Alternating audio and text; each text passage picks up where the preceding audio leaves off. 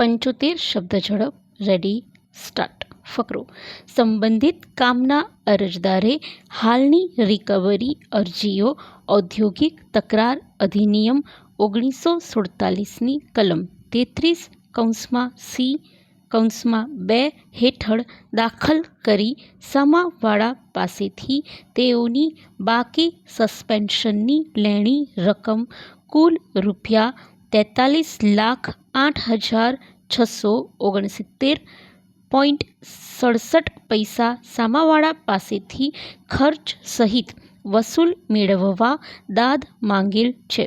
અરજદારની સદર અરજીઓની ટૂંકમાં હકીકત એવી છે કે અરજદાર સામાવાળા સંસ્થામાં કાયમી કુશળ કામદાર તરીકે દૈનિક ₹25ના વેતનથી ફરજ બજાવતા હતા. અરજદારને તારીખ 19/12/1990ના રોજ સસ્પેન્ડ કરવામાં આવેલા અને સસ્પેન્ડ કર્યા બાદ કોઈ પણ પ્રકારનું તહોમતનામું આપવામાં આવેલ ન હતું તેમજ ખાતાકીય તપાસ કરેલ ન હતી તેમજ મજૂર કાયદાનો ભંગ કરી સસ્પેન્શન એલાઉન્સ ચૂકવવામાં આવેલ ન હતું.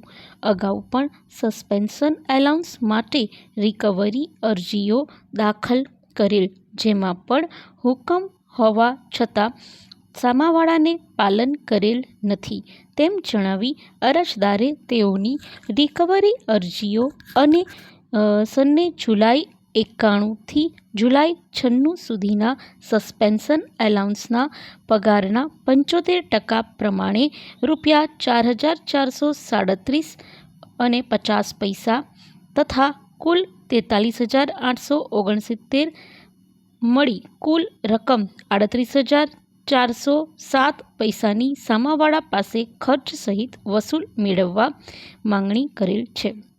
ફકરો: સદર અરજી બાબતે સામાવાળાએ મુખ્યત્વે બચાવ રજૂ કરી એ તકરાર લીધેલ છે કે અરજીની હકીકતોનો ઇનકાર કરી જણાવેલ છે કે અરજદારની અરજી સૂઝબૂછપૂર્વક નથી.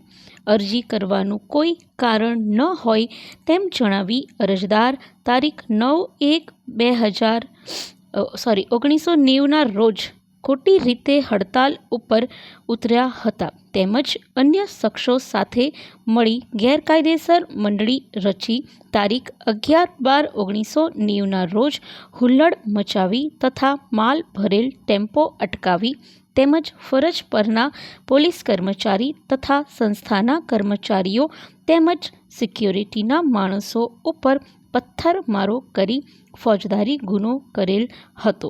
જે સંદર્ભે તેઓએ સ્થાયી હુકમના આધારે તારીખ 19/12/1990ના રોજ ફરજ મોકૂફ કરવામાં આવ્યા હતા તેમજ તારીખ 21/1/1991ના તહોમતનામાથી તહોમતપત્ર ફરમાવવામાં આવેલ હતો અને તેઓની કાયદેસરની ખાતાકીય તપાસ કરી છેવટની કારણદર્શક નોટિસ મોકલાવી તારીખ 23/3/1991ના રોજ લેખિત બરતરફીના હુકમથી બરતરફ કરવામાં આવેલ છે.